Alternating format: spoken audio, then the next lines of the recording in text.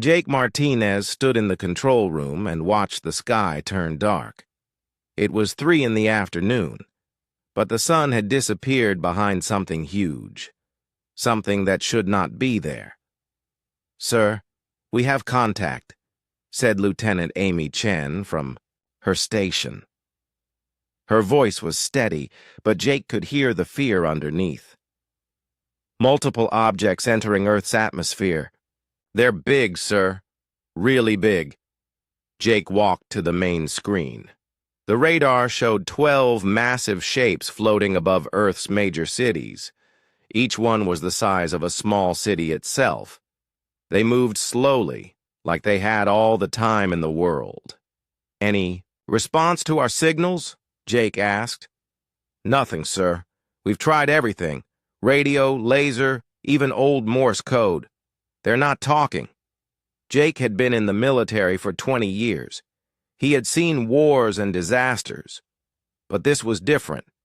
This was something from science fiction movies, except it was real.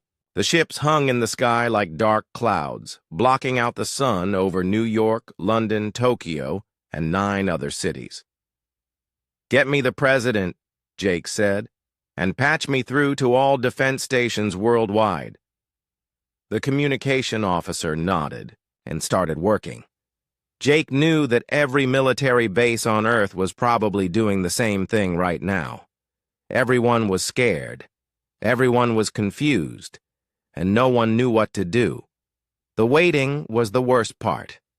For 6 hours, the ships just sat there.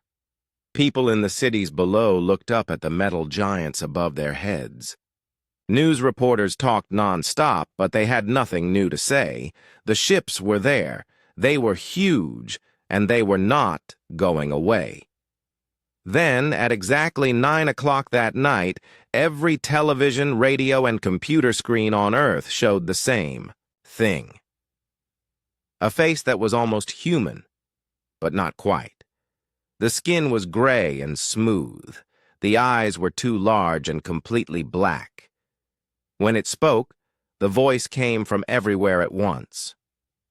"People of Earth," the alien said. Its voice was calm and cold. "I am Commander Zethrak of the Vorthak Collective. Your planet has been selected for integration into our empire." Jake felt his stomach drop. This was it. This was first contact, and it was not friendly.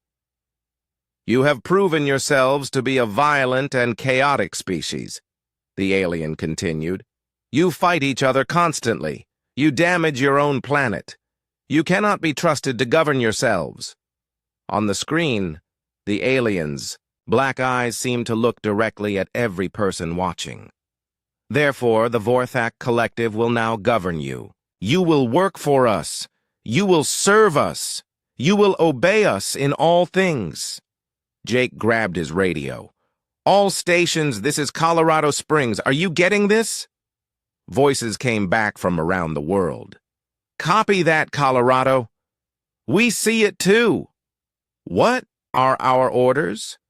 But Jake had no orders to give. "How do you fight something like this?" The alien was still talking. "You have 72 hours to surrender completely. Your governments will dissolve.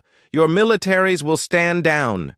Your people will report to collection centers in each city." Jake looked around the room.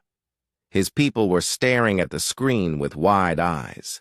These were good soldiers, brave men and women who had sworn to protect their country.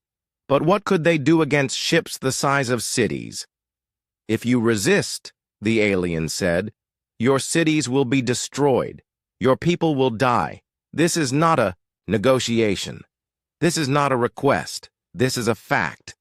The screen went black. Then regular television came back on, but nobody was watching the shows anymore. Every news channel was talking about the same thing: invasion, surrender, the end of human freedom. Jake's phone rang. It was his commanding officer from Washington.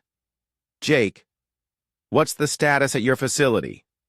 "All systems operational, sir. But, sir, those ships—" "I know. Listen carefully. The president is calling an emergency meeting with world leaders. But Jake, I need you to do something else. What is it, sir? Start making plans. Quiet plans, just in case we don't surrender.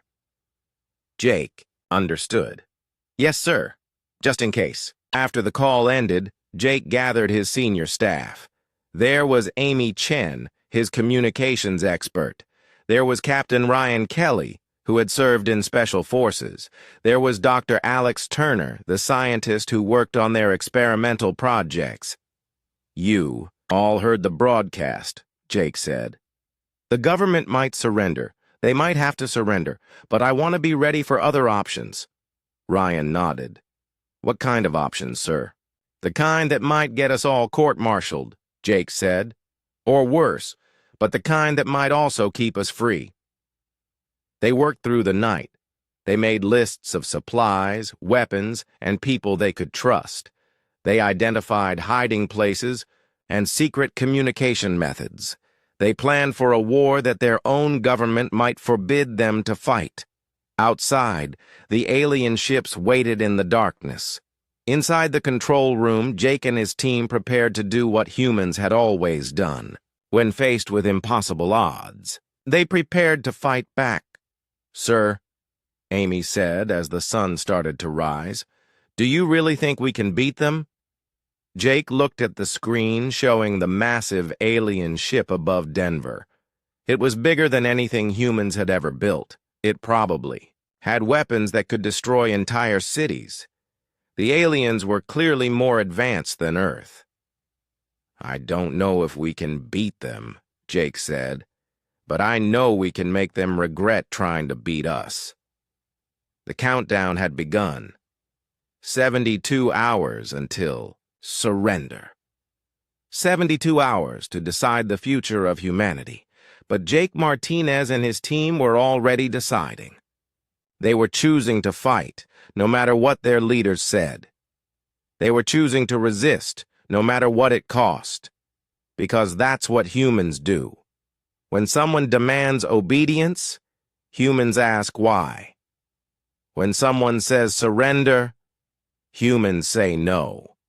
When someone tries to take their freedom, humans make them pay for every inch. The aliens wanted 72 hours. Jake would give them 72 hours, but not the kind they expected. The 3 days passed too quickly. Around the world, people watched their leaders argue and debate. Some wanted to fight. Others said fighting was suicide. Everyone knew that 12 cities could be destroyed in minutes if they chose wrong. In Geneva, the United Nations building was surrounded by protesters. Some carried signs saying "Fight back" and "Never surrender." Others held signs saying "Save our children" and "Peace not war." But the decision was already made. Premier Alexei Volkov walked slowly to the podium. As the elected leader of the Global Defense Council, the choice fell to him. His face was pale and tired. He had not slept in 3 days. Behind him sat the leaders of every major nation on Earth. None of them looked happy. Above the city, the Vorthak ship waited. It was so large that it blocked out half the sky.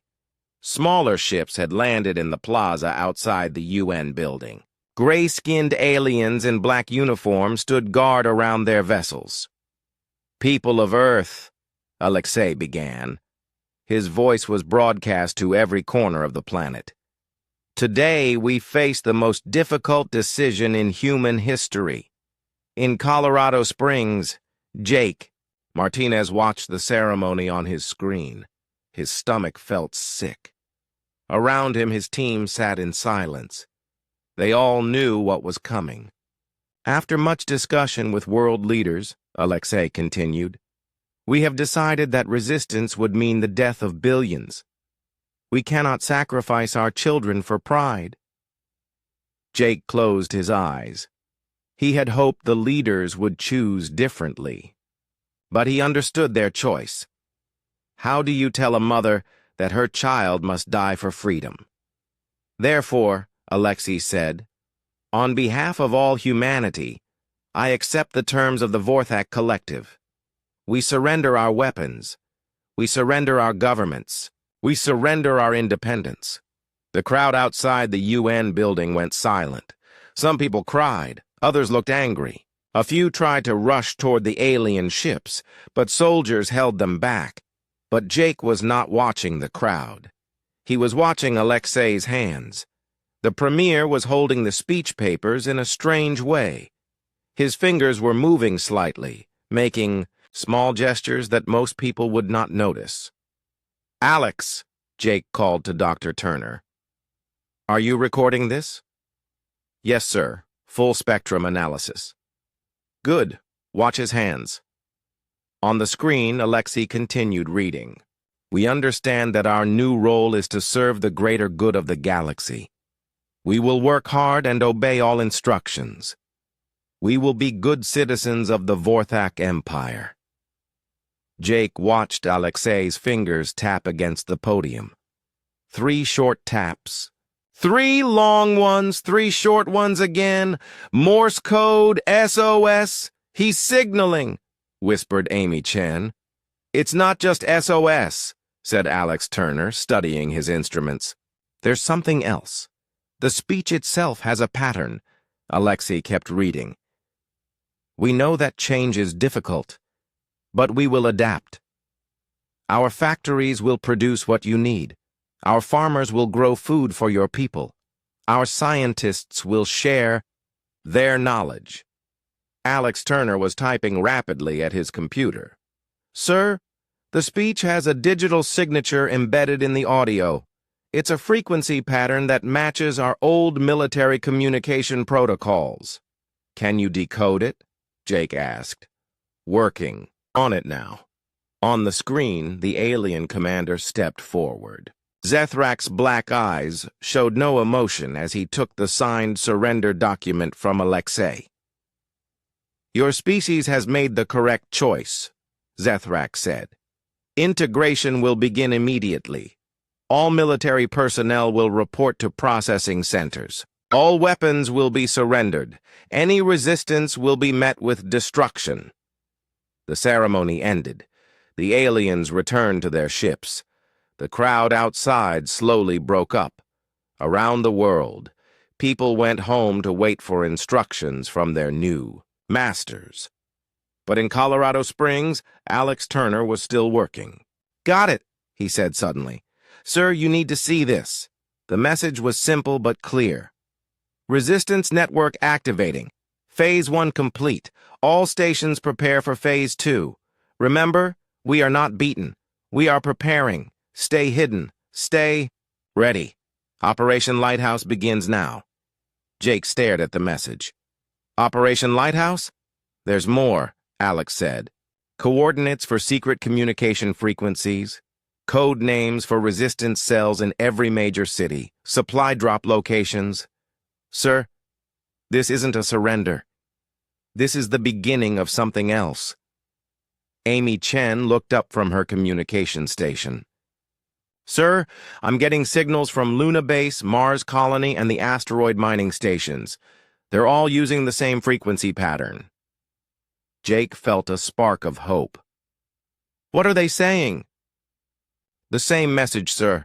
The surrender was just for show. The real war is about to begin." Ryan Kelly smiled for the first time in 3 days. "So what are our orders, sir?" Jake looked around at his team. These people had volunteered to stay and fight even when their own government surrendered. They were ready to risk everything for a chance at freedom. "First, we go underground, literally. We move our operation to the old missile bunkers. Second, we start reaching out to other resistance cells. Third, we begin collecting intelligence on our new visitors." "And fourth?" Amy asked. "Fourth, we make sure the aliens think we're just as defeated as everyone else. We smile and nod and do exactly what they tell us, while we prepare to stab them in the back." Over the next few days, the aliens began their occupation. Humans were assigned. to work groups. Factories were converted to produce alien equipment. Schools were closed and replaced with education centers that taught obedience and service. But under the surface, something else was happening.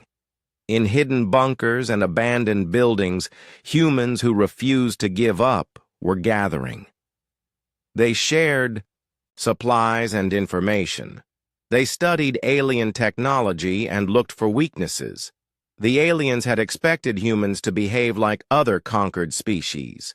They expected some initial resistance, followed by gradual acceptance. They expected humans to eventually be grateful for alien rule. They did not expect humans to lie. Every day, resistance members reported to their assigned jobs. They worked in alien factories and served alien supervisors. They smiled and said, "Yes, sir, and thank you for this opportunity." The aliens saw exactly what they wanted to see, a defeated species learning to serve. But at night, in secret places, these same humans shared stolen alien equipment and planned sabotage operations. They learned alien languages and hacked alien computer systems. They prepared weapons and trained for war. The aliens thought the surrender ceremony had ended human resistance. They were wrong. It had only marked the beginning. Jake Martinez stood in his new underground command center, looking at reports from resistance cells around the world. Hundreds of groups were forming. Thousands of people were volunteering. Military officers, scientists, factory workers, teachers, all kinds of humans were saying the same thing. They would not remain slaves. They would not accept defeat. They would fight back no matter how long it took or what it cost. The aliens wanted obedience, but humans had never been very good at that. 3 months after the surrender, Maya Patel walked through the factory like any other day. She wore the gray uniform all human workers were required to wear. She carried the work tablet that showed her daily assignments. To the alien supervisors, she looked like a model citizen of the new order, but Maya was not what she appeared to be. Before the invasion, she had been a NASA engineer working on spacecraft propulsion systems. Now, she was officially a factory supervisor making alien communication devices.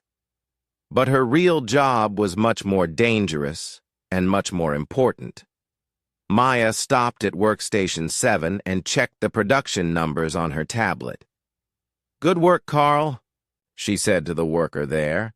"Keep it up." Carl Washington nodded and smiled. "Thank you, Supervisor. I will do my best."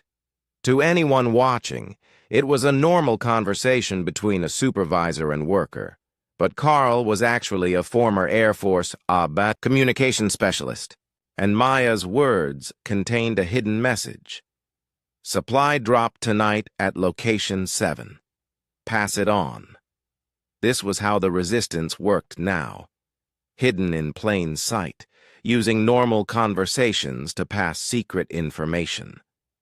The aliens were watching, but they saw only what humans wanted them to see. Maya continued her rounds through the factory. At each station, she gave workers their real assignments disguised as normal work instructions. Station 12 would accidentally produce defective communication devices. Station 15 would secretly copy alien technical manuals. Station 20 would hide small electronic components that could be used to build weapons. The aliens had made a big mistake when they put humans in charge of their own factories. They thought it would make humans feel important and reduce resistance. Instead, it gave the resistance perfect cover for sabotage operations. After her shift, Maya took the subway home like thousands of other workers, but she got off at an abandoned station that officially did not exist anymore. The tunnels below the city had become a secret highway for the resistance. She walked through dark passages lit only by small flashlights. Other resistance members passed by, carrying supplies and messages. No one spoke above a whisper. Everyone knew that sound could travel far in the tunnels. Maya reached her destination, an old maintenance room that had been converted into a command center. Maps covered the walls showing tunnel routes, safe houses, and alien patrol patterns. Communications equipment hummed quietly in the corner. "How did it go today?" asked Ryan Kelly. The former Navy SEAL had adapted well to underground life. He looked comfortable in the dark tunnels like he had been born for this kind of warfare. "Good," Maya said. "We got 12 more communication devices and a complete manual for their scanning equipment. Plus, I recruited 2 new people." Ryan nodded. "Any problems with the aliens?" "None. They still think I'm just a good little worker who loves her new job." This was the Resistance's greatest weapon, the ability to lie convincingly. Humans had been lying to each other for thousands of years. It was almost instinctive, but the aliens came from a society where lying was rare and almost unknown. They could not imagine that an entire species would pretend to be obedient while secretly planning rebellion. "What about the new training program?" Maya asked. Ryan smiled grimly. "Come see for yourself." He led her deeper into the tunnels, to a large chamber that had once been a subway storage area. Now it was a training ground. 30 people were practicing combat moves with improvised weapons. Others were learning how to sabotage alien equipment. A few were studying alien language and culture. "These are all regular people," Ryan explained. "Teachers, doctors, shop workers, students. 3 months ago, most of them had never held a weapon. Now they're becoming fighters." Maya watched a middle-aged teacher named Susan practice disarming techniques with a grocery store clerk named Pete. Both of them had families to protect. Both of them had decided that freedom was worth fighting for. "The aliens think humans are weak because we surrendered so quickly," Ryan continued. "They don't understand that surrender was just a tactic. They don't know that every human who bows and smiles during the day is preparing to fight at night." In another part of the chamber, Dr. Alex Turner was working with a group of volunteers on technical projects. They were taking apart alien devices and figuring out how they worked. Every piece of stolen technology taught them something new about their enemies. "We've made real progress," Alex told Maya when she joined his group. "Their computers use quantum encryption, but we found a way to break it. Their vehicles run on fusion power, and we think we can build our own. And their weapons have a weakness. They only work for people with the right genetic markers." "Which means?" Maya asked. "Which means we can't use their guns, but we can jam their signals and make them stop working." Maya felt a surge of hope. For 3 months it had seemed like the aliens were impossibly advanced. But slowly, step by step, humans were learning their secrets. The resistance was growing every day. In every city under alien control, similar groups were forming. Old subway tunnels in New York had become weapons storage areas. Abandoned mines in Colorado were being used as training camps. Forgotten military bunkers were becoming communication centers. The aliens had tried to control humans by giving them jobs and keeping them busy. But they had underestimated human creativity. Humans could work during the day and rebel at night. They could smile at alien supervisors and then steal alien technology. They could appear grateful while planning revenge. "How many active cells do we have now?" Maya asked. Ryan checked his latest reports. "Over 200, just in this city. Thousands worldwide, and more starting every week." "Any contact with off-world resistance?" Luna Base is still operational and pretending to mine materials for the aliens. Mars Colony is doing the same thing. The asteroid mining stations have become supply depots for weapons and equipment. The aliens think they're getting rich from human labor. They don't know that we're building an army. Maya looked around at the people training in the chamber. 6 months ago, they had been ordinary citizens living normal lives. Now they were resistance fighters preparing for war. The aliens had tried to make humans into slaves. Instead, they had created something much more dangerous, a species with nothing left to lose. "What's our next move?" she asked. Ryan pulled out a map of the city. Red marks showed alien installations. Blue marks showed resistance strongholds. "We're ready for Phase 2 of Operation Lighthouse. Coordinated strikes against communication centers. The goal is to blind them temporarily while we move larger groups into position." "How long until we're ready for open warfare?" 6 more months? Maybe less. We need more weapons and better coordination between cells. But Maya, for the first time since the invasion, I think we actually have a chance. Maya nodded. She thought about her old job at NASA, designing engines that could take humans to the stars.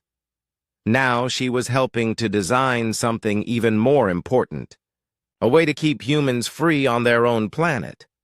The aliens wanted humans to work in their factories and grow food for their empire. They wanted a peaceful, obedient workforce that would serve without complaint. What they got instead was a species that could pretend to be peaceful while secretly preparing for war. Every day, the resistance grew stronger. Every night, more humans joined the cause. The aliens thought they had won the war with their surrender ceremony. They were about to learn that humans don't stay defeated. They just get better at hiding their plans. In the tunnels below the city, revolution was being born, and the aliens had no idea it was happening. Jenny Adams sat at her desk in the Alien Communication Center and typed numbers into her computer. To anyone watching, she was just doing her job as a data analyst. She was recording how much work the humans in her sector had completed that day. But the numbers she was typing were lies. According to her reports, the humans in Sector 7 had produced 847 communication devices that day. The real number was 253. The missing 594 devices had been stolen by the Resistance, but the aliens would never know. Jenny had been a computer programmer before the invasion. Now she was the Resistance's most valuable asset in the information war. She had spent months learning the alien computer systems and finding ways to hack them without being detected. "Processing complete," she said aloud, knowing that her alien supervisor was listening. "All quotas met or exceeded in my sector." The alien nodded with satisfaction. Supervisor Krevak was pleased with how well the humans in his district were performing. His reports to the Vorthak command ship always showed excellent productivity numbers. This made him look good to his superiors. Krevak had no idea that every number in his reports was false. This was the heart of Operation Lighthouse, a massive deception campaign that convinced the aliens that Earth's humans were working at full capacity when they were actually operating at less than 1/3 efficiency. The Resistance was stealing supplies, sabotaging equipment, and recruiting new members, but the official records showed perfect cooperation. The plan had been developed by Dr. Ben Carter, a physicist who now worked as a quality control supervisor in an alien manufacturing plant. Ben had realized that the aliens relied completely on human-generated reports to track productivity. They never checked the numbers themselves. They trusted their human workers to be honest. That trust was a fatal mistake. At his own facility, Ben was running an even bigger deception. His plant was supposed to be producing shield generators for alien ships. According to his daily reports, production was running smoothly and all devices were tested and functional. In reality, Ben and his team were reverse engineering every shield generator they made. They built the devices correctly, but not before, studying every component and learning how the technology worked. They were also secretly building their own versions, using stolen materials. Dr. Carter called his alien supervisor. "The command ship is very pleased with your sector's performance. You are setting an example for other facilities." Ben smiled and bowed slightly. "Thank you, Supervisor. My workers are honored to serve the collective." Inside, Ben felt sick every time he said words like that. But the deception was working. The aliens thought Ben was their most loyal human supervisor. They had even given him special recognition and additional responsibilities. Those additional responsibilities gave Ben access to more alien technology and better opportunities for sabotage. In another part of the city, Kate Morrison was running her own deception campaign.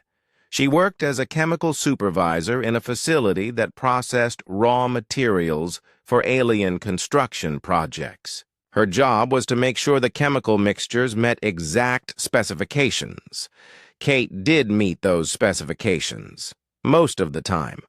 But she also secretly produced batches of chemicals that could be used to make explosives. The resistance now had enough hidden explosives to level several city blocks. The beautiful part was that Kate's production reports showed perfect efficiency. The aliens thought she was producing exactly what they ordered and nothing else.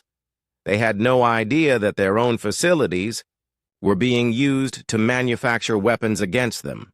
The key to the whole operation, Ben explained to a group of resistance leaders during a secret meeting, is that the aliens don't really understand human psychology.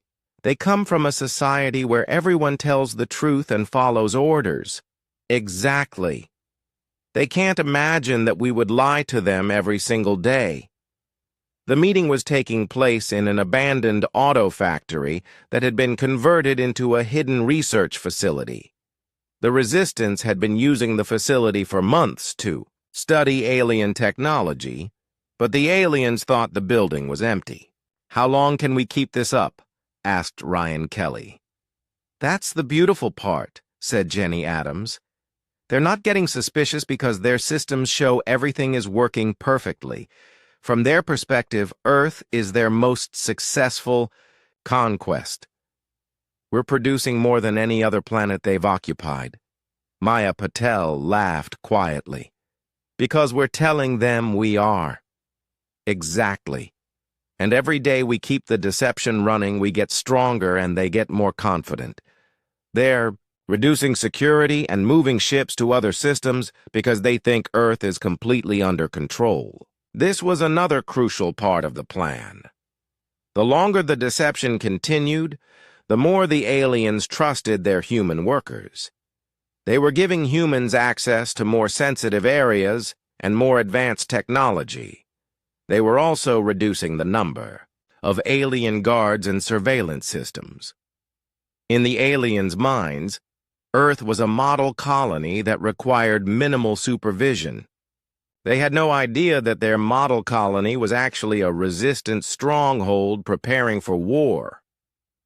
"What about off-world operations?" asked Ryan. "Even better," Ben replied. "Luna Base is reporting record production of helium-3 fuel. Mars colony is exceeding all mining quotas. The asteroid stations are producing more rare metals than the aliens ever expected. And the real story? Luna Base has converted their mining equipment into weapons manufacturing. Mars colony is building a fleet of armed shuttles. The asteroid stations are stockpiling explosives and raw materials for a major assault." Jenny pulled up a holographic display showing the real numbers versus the reported numbers across the entire solar system. The difference was staggering.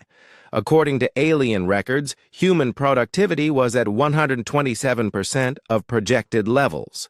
The reality was that humans were working at about 35% capacity while using the rest of their time and resources to prepare for rebellion. The aliens are so pleased with our performance that they're planning to reduce their military presence in this system, Jenny continued.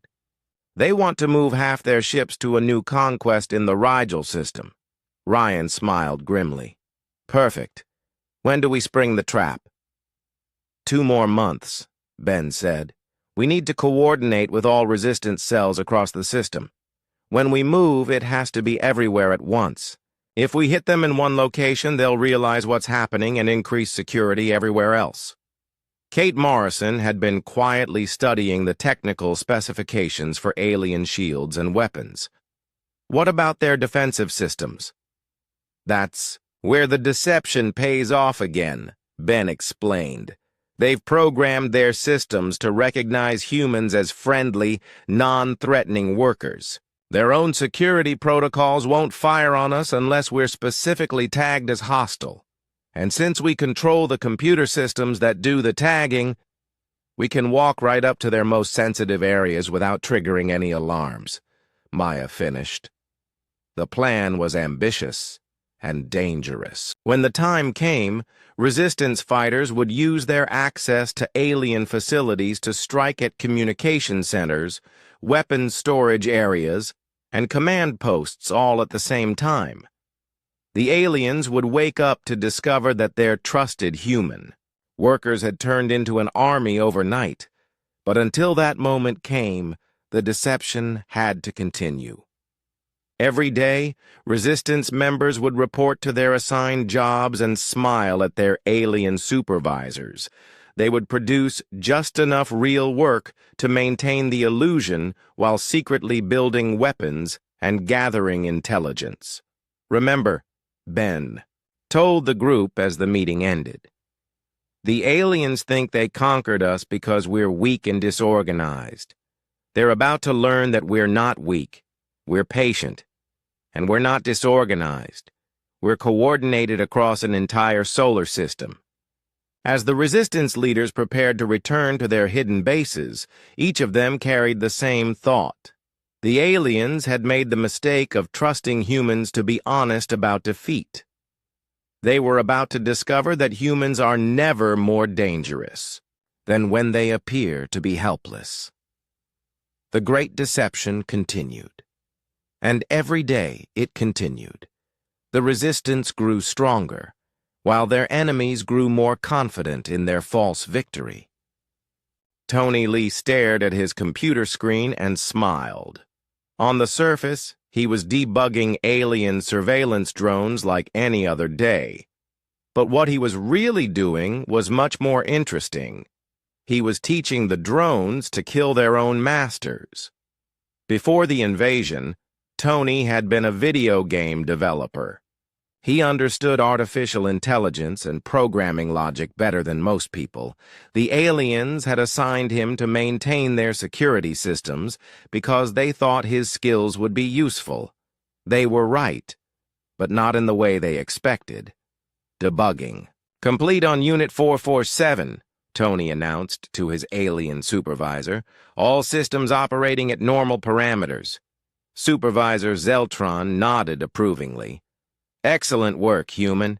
Your efficiency continues to impress the command staff. Tony bowed respectfully, hiding his real thoughts. Unit 447 would indeed operate at normal parameters for exactly 72 hours. After that, its programming would activate new instructions that Tony had hidden deep in its code. Instead of patrolling for human resistance activity, it would start hunting alien patrols. The aliens had no idea that their own drones were being turned against them, one by one. This was happening all across the resistance network. Humans were using their natural creativity and adaptability to turn everyday items into weapons of war. The aliens had expected advanced military technology and organized armies. Instead, they were facing something much more dangerous, a species that could weaponize anything. In a chemical processing plant across the city, Kate Morrison was proving this point. She stood in front of a mixing tank, carefully adding ingredients to create industrial cleaning solution. At least that's what the formula said she was making. "Batch 847 complete," she called to her alien supervisor, "ready for distribution to all facilities." What Kate had actually created was a batch of high-explosive material disguised as cleaning fluid. When the time came, resistance fighters could mix the cleaning solution with common household items to create bombs powerful enough to destroy alien vehicles. The beauty of Kate's system was that it used only materials the aliens themselves had provided. They were literally supplying the resistance with the ingredients for their own destruction. "Human Morrison," her supervisor said, checking his tablet. "Command has requested additional batches of your cleaning solution. Your formula is very effective." Kate smiled sweetly. "Thank you, Supervisor. I'm happy that my work meets your standards." If only the alien knew just how effective her formula really was. In another facility, former Marine Colonel Steve Parker was conducting his own type of warfare. His official job was coordinating food distribution to human workers. His real job was coordinating attacks using the aliens' own supply network. Steve had realized that the aliens moved supplies and equipment using predictable routes and schedules. They had become comfortable with their routines because they thought Earth was secure. That comfort was about to become a fatal weakness. "Transport 23 is ready for departure," Steve reported to the logistics center. "All cargo loaded and inspected. Transport 23 was carrying food supplies to 3 different alien bases. But hidden among the food containers were weapons, explosives, and communication equipment that would be distributed to resistance cells at each location. The aliens were unknowingly helping the resistance supply their own future attackers. Steve had also modified the transport routes to pass by key alien installations at specific times. When the resistance was ready to strike, they would know exactly when each alien convoy would be vulnerable. But perhaps the most innovative resistance work was being done by Dr. Helen Price in her secret laboratory. Helen had been an aerospace engineer before the invasion. Now she was officially a maintenance supervisor for alien atmospheric processors. Unofficially, she was building weapons that the aliens couldn't even imagine. "Processing Unit 12 requires replacement parts," Helen reported during her daily status meeting. "I recommend using components from storage facility C7. What Helen was actually doing was slowly cannibalizing parts from alien atmospheric processors to build something completely different. Railguns that could punch through alien armor using nothing but electromagnetic acceleration. The aliens had made another crucial mistake. They had given humans access to advanced technology but assumed humans wouldn't understand it well enough to modify it. They underestimated human engineering creativity. Helen's railguns were built from air filtration systems, power regulators, and magnetic field generators. To any alien inspection, they looked like broken equipment waiting for repair. In reality, they were weapons capable of destroying alien vehicles from several miles away. "The key," Helen explained to a secret gathering of resistance engineers, "is that we're not trying to match their technology directly. We're using human approaches to solve the same problems." She pointed to a display showing alien weapon designs versus human modifications. "Their plasma rifles require special genetic markers to operate, but our railguns work for anyone who can pull a trigger. Their shields are designed to stop energy weapons, but they're vulnerable to high-speed projectiles. Their armor is built to resist laser fire, but it can't handle kinetic impacts." The other engineers nodded as they studied the specifications. They were all supposed to be maintaining alien equipment, but they were actually reverse engineering it to find weaknesses. "What about their communications?" asked a former NASA technician named Bobby Chen Jenny Adams, who had been invited to the engineering meeting, smiled. "That's where things get really interesting. Their communication system assumes that all users are loyal to the collective. There's no security against insider attacks because they've never had to deal with deception before." She activated a portable display showing the alien communication network. "I've been mapping their entire system for months. When we're ready to move, I can shut down their communications across the entire planet. They'll be fighting blind while we coordinate our attacks perfectly." The engineers were impressed.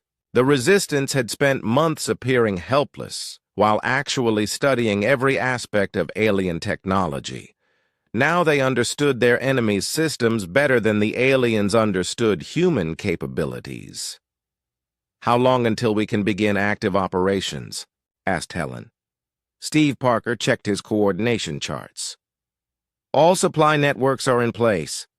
Tony's drones will be ready in 2 weeks. Kate has enough explosive material stockpiled to level their major installations. And Jenny can shut down their communications on 12 hours' notice." "What about Luna Base and Mars Colony?" "They're even further ahead than we are. Luna Base has been building weapons inside their mining equipment for months. Mars Colony has created an entire fleet of armed shuttles disguised as cargo haulers. The asteroid stations have enough explosives to destroy a small moon." Helen felt a surge of excitement mixed with fear. After months of careful preparation, the Resistance was almost ready to reveal itself. The aliens thought they were governing a peaceful, productive colony. They were about to discover that they had been living on top of a hidden army.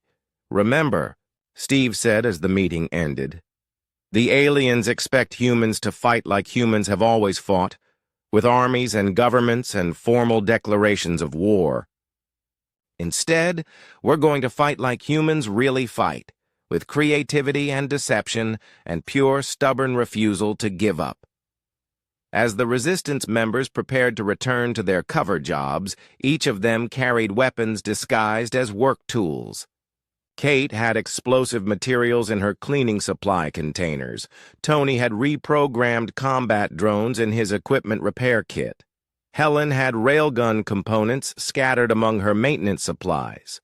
The aliens had tried to control humans by giving them jobs and keeping them busy. Instead, they had given the Resistance perfect cover and unlimited access to the materials needed for war. In 2 weeks, the galaxy would learn something that humans had always known. The most dangerous human is one who appears to be helpless, and the most deadly weapon is the one nobody sees coming. The message came at exactly midnight, Greenwich Mean Time. "Lighthouse is lit. All stations execute." Across Earth and throughout the solar system, Resistance fighters who had been waiting for months suddenly stopped pretending to be helpless. In factories and farms, mines and manufacturing plants, ordinary human workers revealed themselves to be something the aliens had never imagined, a coordinated army that had been hiding in plain sight. Jenny Adams sat at her communication console in New York and typed a single command. Every alien communication relay on Earth went silent at the same moment. Base commanders trying to report attacks found themselves talking to dead air. Ship captains attempting to call for reinforcements discovered their signals were being blocked. The entire Vorthak command structure was suddenly blind, deaf, and unable to coordinate any response. "Communications down across all networks," Jenny announced to her Resistance team. "They can't call for help and they can't warn each other. We have maybe 6 hours before they figure out how to work around the jamming." 6 hours was more than enough. In Luna Base, Dr. Amy Foster stood in the main control room watching her fellow miners reveal their true purpose. For 8 months, they had been pretending to extract helium-3 fuel for alien ships. In reality, they had been building railguns inside their mining equipment and training for this exact moment. "Mining Crew 7, deploy your equipment," Amy ordered over the internal communication system. Across the lunar surface, massive mining machines suddenly transformed. Drill assemblies rotated to reveal electromagnetic railgun barrels. Ore processing. Units opened to launch clouds of kinetic projectiles. Transport vehicles that had carried rocks for months now carried armed resistance fighters toward alien installations. "Target the communication array first," Amy commanded. "Then the landing pads. We want them trapped on the surface with no way to send word to their fleet." The first railgun shot lit up the lunar landscape like a brief sunrise. The alien communication tower, which had dominated the base's skyline for months, disappeared in a shower of metal fragments. The second shot destroyed the main landing pad, trapping 3 alien shuttles on the ground. The aliens in Luna Base had exactly 17 minutes to realize they were under attack before the resistance fighters reached their compound. By then, it was far too late. On Mars, the situation was even more dramatic. The resistance there was led by geologist Carl Washington, who had convinced the aliens that the polar mining operation was proceeding perfectly. The aliens thought humans were strip mining valuable minerals from the Martian ice caps. They were wrong about what was being mined. "Detonation in 10 seconds, Carl announced to his team. "Everyone to safe positions. The explosion could be seen from orbit." The entire northern mining complex, which the aliens thought was their most productive facility in the solar system, vanished in a massive fireball that sent shock waves across half the planet. Months of carefully placed explosives had turned the aliens' own mining equipment into a weapon of incredible destructive power. But the explosion was only the beginning. Hidden in the debris and smoke, dozens of armed shuttles launched from concealed hangars. The Resistance had been building a fleet using stolen alien technology and disguising it as mining equipment. "Phoenix Squadron, you are clear for attack pattern Alpha," Carl transmitted. "Target the orbital platform first, then the supply convoys." The alien orbital platform above Mars had no warning. Its sensors showed only what appeared to be debris from the mining explosion. The Resistance shuttles looked like chunks of rock and metal until they were close enough to launch their missiles. Back on Earth, the coordinated attacks were happening everywhere at once. In every major city, Resistance fighters who had posed as factory workers and maintenance staff were striking at the heart of alien operations. Maya Patel led her team through the underground tunnels toward the Alien Command Center in downtown Chicago. They carried weapons built from stolen alien technology and explosives made from cleaning supplies that Kate Morrison had been stockpiling for months. "Remember the plan," Maya whispered to her fighters. "We take the command center intact if possible. The intelligence data inside could be worth more than destroying the building." They emerged from a maintenance tunnel directly inside the alien facility. Security systems that should have detected intruders remained silent, because Jenny Adams had convinced the computers that Maya's team were authorized maintenance workers performing scheduled repairs. The aliens inside the command center died before. They understood they were under attack. Human workers they had trusted for months suddenly revealed themselves as armed resistance fighters. The loyal cleaning staff turned out to be sabotage experts. The helpful technicians were actually combat engineers. In Los Angeles, Tony Lee activated the final phase of his months-long hacking project. Across the city, alien security drones that had been patrolling for resistance activity suddenly turned on their creators. Surveillance units began hunting alien patrols. Defense drones started attacking alien installations. Drone rebellion protocol activated, Tony reported to his coordination team. Enemy air support is now working for us. The sight of alien technology attacking aliens was devastating to Vorthak morale. Soldiers who had felt completely secure suddenly found themselves under fire from their own equipment. Communication systems that had seemed reliable now carried false orders and misleading information. At NORAD, Jake Martinez coordinated the global resistance from his underground command center. Reports were coming in from every continent, every moon base, every mining station. The plan was working better than anyone had dared to hope. Earth operations are 70% successful, he announced to his staff. Luna Base is completely secure. Mars Colony has eliminated all alien presence in their sector. Asteroid mining stations report full control. Ryan Kelly looked up from his tactical display. What about the alien fleet? That's the beautiful part, Jake replied. Half their ships left for the Rigel system last month because they thought Earth was secure. The remaining ships are scattered across the solar system on routine patrols. They can't coordinate a response because their communications are down, and they can't retreat because we control all the refueling stations. For the aliens, the nightmare was just beginning. They had spent months believing that humans were grateful for alien rule. They had reduced security, shared technology, and trusted human workers with access to sensitive areas. Now they discovered that every act of trust had been used against them. In space stations and planetary bases across the solar system, human workers who had smiled and bowed for months were revealing their true nature. They had learned alien languages not to serve better, but to understand military communications. They had studied alien technology not to improve productivity, but to find weaknesses. They had accepted positions of responsibility not from loyalty, but to gain access for sabotage. Sir, Amy Chen reported from her communication station, we're getting surrender requests from alien installations on 6 different worlds. Word is spreading through their empire about what happened here. Jake nodded grimly. And what are you telling them?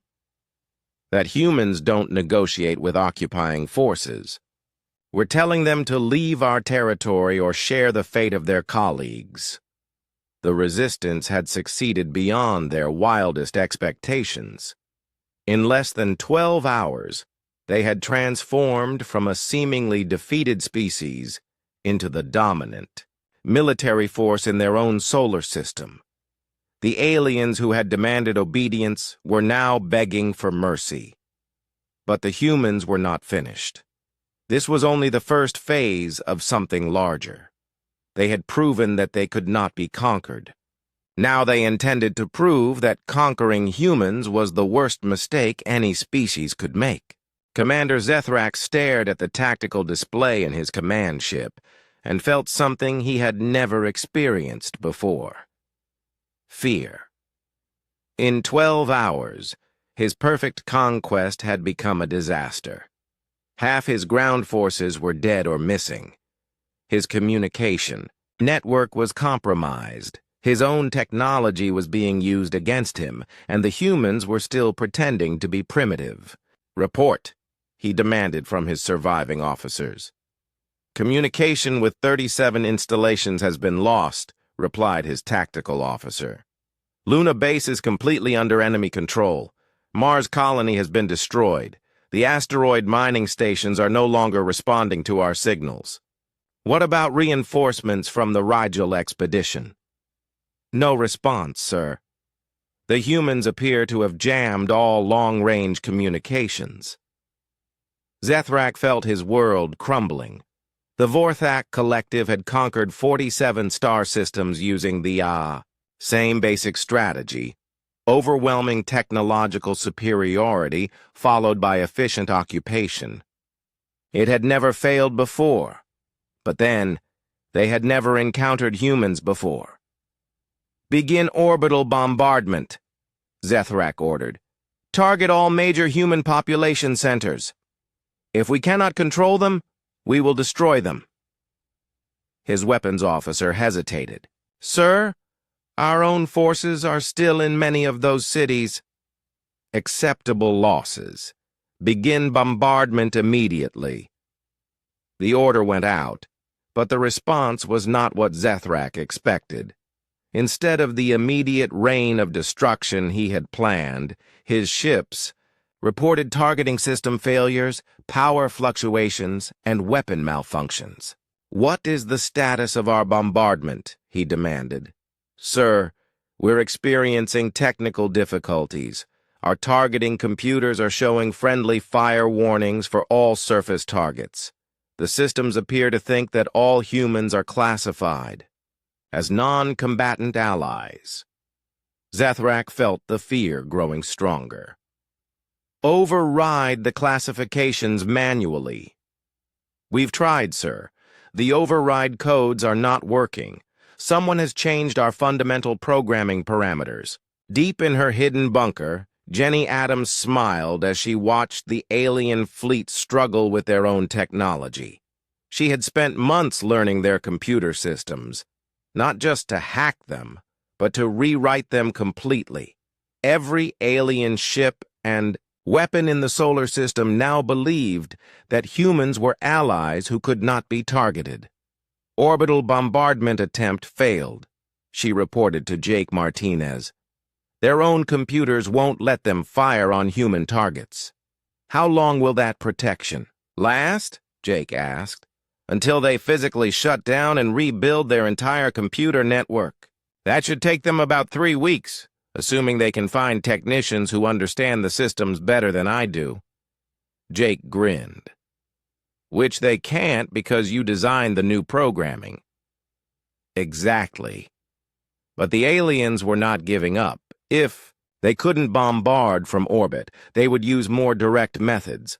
Across Earth, surviving alien ground forces began brutal reprisal attacks against human civilian populations. The message was clear: surrender immediately or watch innocents die. The human response was swift and merciless. Dr. Helen Price activated the weapons she had been building in secret for 8 months. From hidden positions around every major city, railguns that looked like broken industrial equipment began targeting alien forces with devastating accuracy. "Target the alien response teams first," Helen ordered her gun crews. "Then their supply convoys. They want to play rough. We'll show them what rough really means." The aliens had expected humans to be horrified by attacks on civilians and surrender to prevent further casualties. Instead, they discovered that threatening human families only made human fighters more dangerous and more determined. On Luna Base, Amy Foster was coordinating her own escalation. The mining equipment she had converted into weapons was now being used to attack alien ships trying to land reinforcements. "Incoming transport at Vector 7, called her spotter. "Target acquired," Amy replied, lining up her railgun. Firing. The alien transport never made it to the surface. Amy's shot punched through its hull like paper, sending the ship spinning out of control into the lunar landscape. "That's the 4th one today," her assistant noted. "They're getting desperate." "Good," Amy said. "Desperate enemies make mistakes." She was right. The aliens were making mistakes because they still didn't understand what they were fighting. They thought humans were using advanced technology captured from alien forces. They couldn't comprehend that humans had actually improved on alien designs using completely different engineering principles. In the asteroid belt, mining station commander Bobby Chen was proving this point. His facility had been disguised as a simple rock processing plant. In reality, it was the most heavily armed fortress in the solar system. "Alien battle squadron approaching," his radar operator announced. 12 ships, heavy weapons configuration. "Let them get close," Bobby ordered. "They still think we're just a mining station." The alien ships approached confidently, expecting to easily destroy what appeared to be a defenseless civilian target. They discovered too late that the mining station was actually a weapons platform built inside a hollowed-out asteroid. "All batteries, open fire," Bobby commanded. The asteroid erupted with weapon fire, railguns, missile launchers, and energy. Weapons that had been hidden inside mining equipment struck the alien squadron from every direction. 11 of the 12 ships were destroyed in the first volley. The survivor fled toward the outer system, carrying news that human mining stations were actually military bases, but the most devastating revelation was yet to come. In deep space, monitoring stations that the aliens thought had been destroyed, months ago suddenly powered up with experimental weapons. Dr. Helen Price's hidden research team had been working on something special, weapons designed specifically to exploit weaknesses in Vorthak technology. "Phase cannon test firing sequence initiated," reported Dr. Catherine Murphy from the hidden deep space platform. "Target, alien command ship." The weapon that emerged from the supposedly destroyed monitoring station was unlike anything the aliens had seen. It wasn't based on their technology or human adaptations of their technology. It was something completely new, a weapon that targeted the quantum frequency that Vorthak shields used for power distribution. Commander Zethrak felt his ship shudder as something impossible happened. His shields, which should have been invulnerable to primitive human weapons, simply disappeared. "Shield status report," he demanded. "All shields are down, sir. We're detecting some kind of quantum resonance weapon that's interfering with our power grid." "That's impossible. Humans don't have quantum technology." "They do now, sir." Zethrak stared at his tactical display as more hidden human weapons platforms revealed themselves throughout the solar system. For months, he had believed that humans were struggling to understand basic alien technology. Now he realized the horrible truth.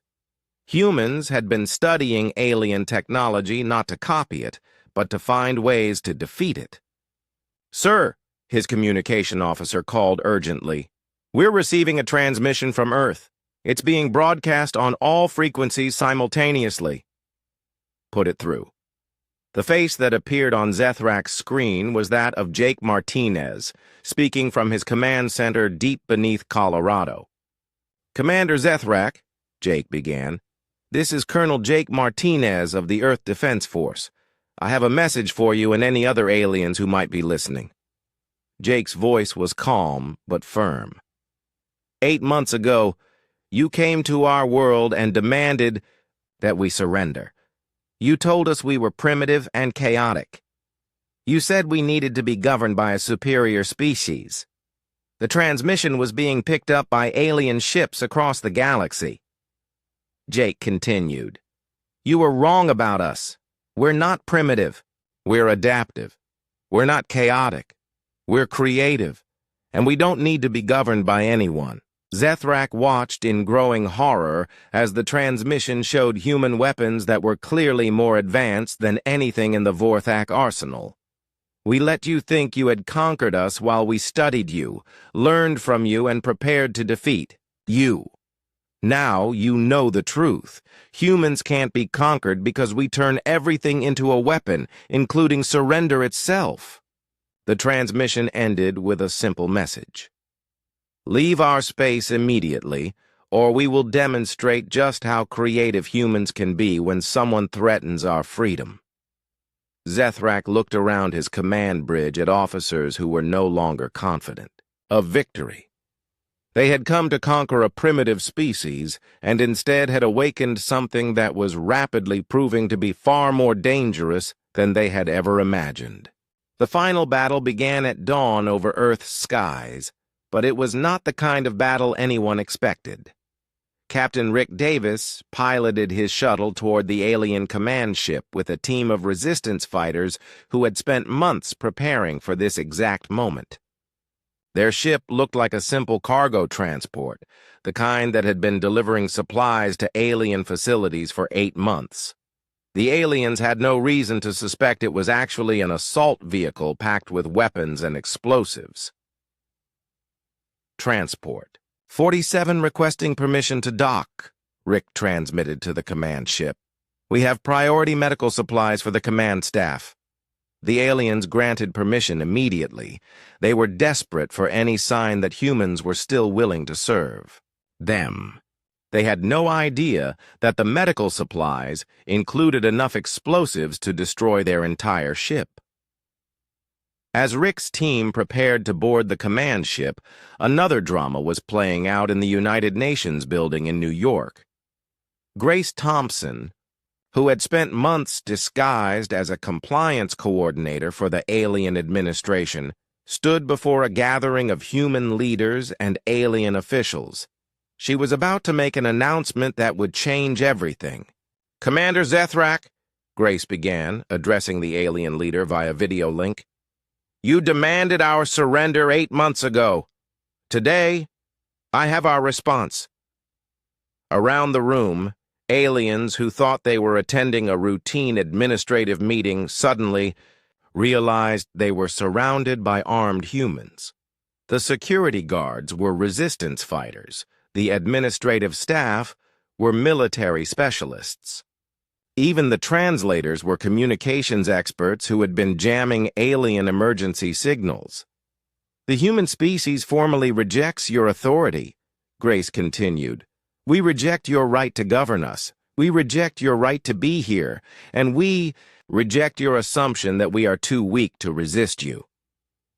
On his command ship, Zethrak watched the transmission with growing alarm. This was not how conquered species were supposed to behave. They were supposed to remain grateful for the peace and order that the Vorthak Collective provided. "You told us that resistance would mean the death of billions," Grace said. "You were wrong. Resistance means the freedom of billions. You told us that you were superior to us. You were wrong about that too." Behind Grace, a massive display screen activated, showing real-time images from across the solar system. Luna Base, completely under human control. Mars colony, rebuilt and heavily armed. Asteroid mining stations that had been converted into weapons platforms. Deep space monitoring posts that were revealing advanced human technology. "What you see here is not the result of stolen alien technology," Grace explained. "This is what humans do when you give us a reason to unite and a common enemy to defeat. We didn't just adapt your technology, we improved it." Commander Zethrak felt the deck of his ship vibrate as Rick Davis and his assault team began their attack from within. Explosions echoed through the corridors as resistance fighters fought their way toward the bridge, but more shocking than the physical assault was the revelation of how completely the aliens had been deceived. "Every report you received from human workers was false," Grace continued. "Every production number, every compliance rating, every loyalty assessment, all lies. We spent 8 months convincing you that we were defeated while we prepared for war." The transmission switched to show footage of the resistance in action. Alien security drones attacking their own forces because Tony Lee had reprogrammed them. Chemical facilities exploding because Kate Morrison had turned cleaning supplies into explosives. Railguns emerging from mining equipment because Dr. Helen Price had been building weapons instead of processing ore. "You thought you understood human psychology," Grace said. "You thought we would be grateful for your rule and terrified of your power. You didn't understand that humans become most dangerous when someone tries to take away their freedom." On sea, the command ship, Rick Davis, and his team reached the bridge just as Zethrak was preparing to activate the ship's self-destruct system. The alien commander would rather die than admit defeat to a species he had considered primitive. "I wouldn't do that," Rick said, pointing his weapon at the alien. "You're going to want to hear what comes next." Grace's transmission was now being broadcast throughout the galaxy on frequencies that every species could receive. Her next words would be heard by every member of the Vorthak Collective and every species they had conquered. "This message is not just for the Vorthak," Grace announced. "This is for every species in the galaxy. Humans cannot be conquered. We cannot be controlled. We cannot be governed against our will. Any species that tries to enslave us will face the same fate as the Vorthak expedition." She paused, letting the weight of her words sink in across the galaxy. "But we're not interested in conquest ourselves. We don't want to rule other species. We want to be left alone to develop as we choose. Any species that respects our independence will find us to be valuable allies and trading partners. Any species that threatens our freedom will discover why humans have survived every challenge in their history." Commander Zethrak looked around his bridge at the human fighters who had captured his ship so easily. "This is impossible," he said. "Your species was classified as primitive.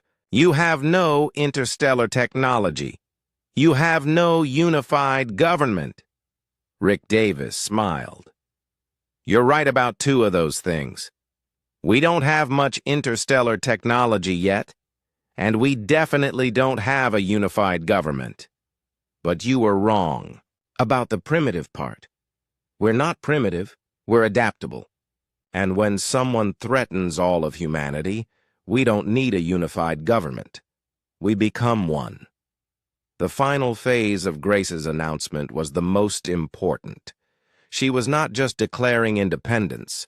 She was establishing Earth's position in galactic politics. To any species listening to this transmission, we offer a simple choice. You can treat humanity as an equal partner in a galaxy of free species, or you can treat us as an enemy that you will regret making. But you will never again treat us as subjects or slaves. She gestured to the display showing human military capabilities across the solar system. What you've seen today is just the beginning. We've learned from this experience. We've learned to be suspicious of gifts and offers of help. We've learned to prepare for threats we can't yet imagine. Most importantly, we've learned that the price of freedom is eternal vigilance. So here is our final message to the galaxy. Earth is off limits. The solar system is off limits. Humanity is off limits. Come in peace as equals, or don't come at all. The transmission ended, but its impact was just beginning. Across the galaxy, species that had been conquered by the Vorthak began to ask themselves a simple question. If humans could defeat their conquerors, why couldn't they? Within days, rebellions erupted on a dozen worlds. The Vorthak Collective, which had seemed invincible for centuries, suddenly found itself fighting independence movements that used tactics learned from the human resistance. Commander Zethrak and the surviving alien forces were allowed to leave the solar system, but not before they witnessed something that would haunt them forever. Human ships escorting them to the edge of the system were not captured alien vessels, but new designs that incorporated lessons learned from the war. Humanity had not just defeated the aliens, they had evolved because of the challenge. As the last alien ship disappeared into deep space, Jake Martinez stood in his command center and looked at reports from across the solar system. Luna Base was expanding its operations. Mars Colony was planning new settlements. The asteroid belt was being developed into the most heavily defended region of space in the galaxy. "What's our status?" he asked his staff. "All alien forces have left the system," Amy Chen reported. Our deep space monitors show no signs of additional threats. We're getting communication requests from 17 different species asking about trade agreements. And the rebellion movements on former Vorthak worlds? Growing stronger every day. 3 more species have declared independence this week. They're asking for human military advisors. Jake nodded. The war was over, but its consequences were just beginning. Humanity had not just won their freedom. They had inspired a galactic revolution. "What are our orders, sir?" Ryan Kelly asked. Jake thought about the question. 8 months ago, they had been preparing to surrender to superior forces. Now they were the most respected military power in known space. The aliens had tried to make humans into subjects and had instead created something much more dangerous, a species that had learned it could defeat anyone who threatened it. "Our orders are simple," Jake said. "We prepare for the next challenge. Because there will always be someone who thinks they can conquer humanity, and we need to be ready to prove them wrong." Grace Thompson's words echoed across the galaxy. Humans don't ask for permission to be free. They just take it and dare anyone to try to take it away. The age of human independence had begun.